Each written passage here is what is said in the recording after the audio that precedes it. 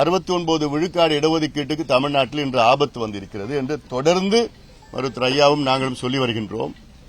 இந்த வழக்கு உச்சநீதிமன்றத்தில் இருக்கிறது. இந்த வழக்கு எப்போதுனா வரலாம், உச்சநீதிமன்றத்தில் வரலாம். அது அப்படி வந்ததுன்னா உறுதியாக நான் சொல்றேன், தமிழ்நாடு அரச கணக்கு கேட்பாங்க. கணக்கு இருக்கா?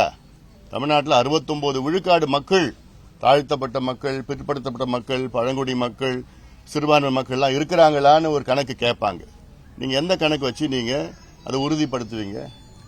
தமிழ்நாட்டின் மக்கள் தொகையிலே 20.8 விழுக்காடு மக்கள் தொகை கணக்கெடுப்பில் இருக்கிறார்கள். 20.8% ஆஃப் தி தமிழ்நாடு பாப்புலேஷன். இந்த 20%ல இருக்கிற 115 சமுதாயங்கள். அந்த 115 சமுதாயங்களில் 114 சமுதாயங்கள் தமிழ்நாட்டு மக்கள் தொகையில 6.7 விழுக்காடு. அதில் ஒரு சமுதாயம், வன்னியர் சமுதாயம் 115வது, அதாவது ஒரு சமுதாயம் 14.1%. இந்த 6.7 14.1 ரெண்டும் சேர்த்து கணக்கு பண்ணீங்கன்னா 20.8 விழுக்காடு தமிழ்நாட்டு மக்கள் தொகையில் வருகிறது. அதனால ஒரு சமுதாயம் மட்டும்தான் 14.1, மற்ற சமுதாயங்கள் எல்லாம் சேர்த்து 6.7 தான், 6.7 தான் வருது. ஆனால் இப்போ எத்தனை இடம் கிடைக்குது, வன்னியர்களுக்கு எவ்வளவு இடம் கிடைக்குது, எவ்வளவு வேலை கிடைக்குது, எவ்வளவு கல்வி கிடைக்குது, குரூப் 1ல எவ்வளவு, குரூப் 2ல எவ்வளவு, இதெல்லாம் கணக்கு பண்ணி பார்த்தா மிக குறைவா கிடைச்சிட்டு இருக்குது.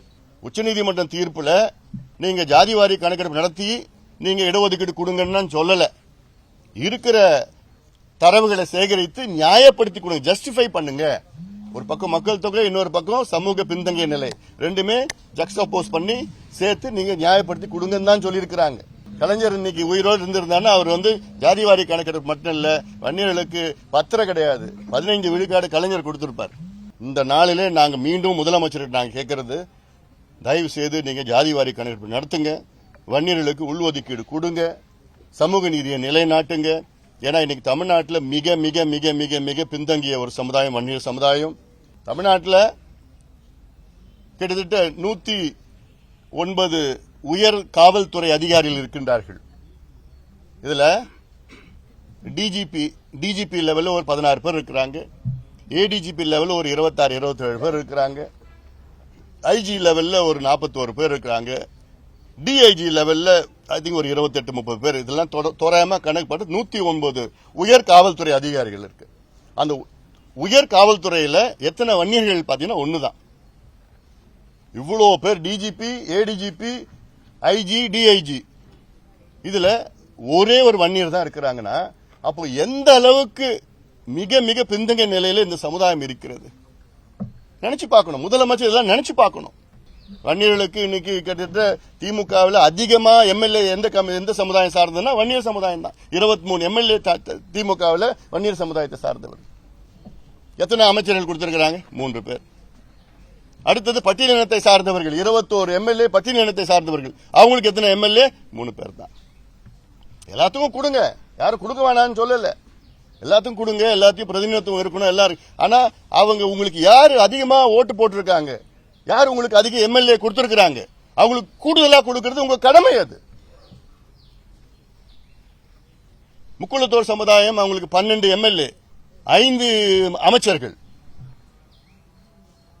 கொடுக்க தப்பு கிடையாது. நாடார் சமுதாயம் 9 எம்எல்ஏ, 3 அமைச்சர்கள். முதலியார் சமுதாயம் 10 எம்எல்ஏ, 2 அமைச்சர்கள். யாதவ் சமுதாயம் 5 எம்எல்ஏ, 2 அமைச்சர்கள்.